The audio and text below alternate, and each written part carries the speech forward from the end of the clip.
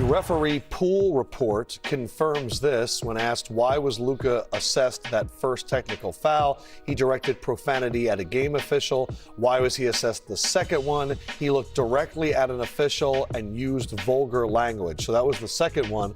But you can see from that baseline angle that the fan was directly behind the ref. The ref took the cursing at him as the technical foul. Luka is known to.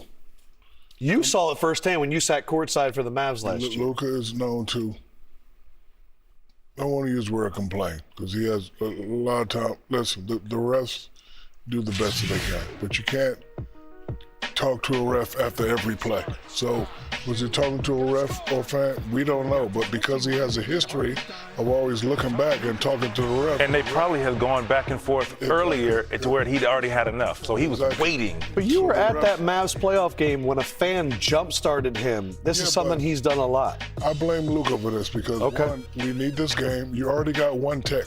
Leave it alone. You can look at the fan and smile and do all that, but we need you in this game. We don't want to mess around and be number 8. We don't want to mess around and be in the playing series. But again, Luka is known for complaining and talking to the referees. Was he talking to a ref? Was he talking to a fan? Doesn't matter. If you look at a ref and you're talking to him the whole game, 60 games, 70 games, when you look at him and go like this, he probably thought he was saying something to me. Right. But Luka has to be more careful in that situation. Go ahead. I understand what Shaq is saying, and I know there's an ongoing history between Luka and his focus on the refs, but it doesn't matter what player it is or what team he plays for. Seeing a star player get ejected like this is ridiculous.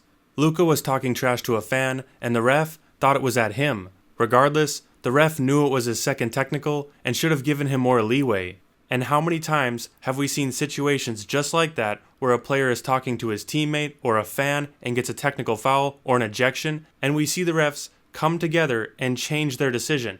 That's happened so many times. And when you look at this angle, you can see the fan happy that he was able to bait Luka into that ejection. A fan should never be able to bait a player into an ejection unless the player gets physical with the fan. Two things can be true. Luka can handle the refs a little bit better, but the refs should not have ejected him on that play. That was nothing. Draymond Green is allowed to get away with murder compared to that. All around, it was a garbage ejection.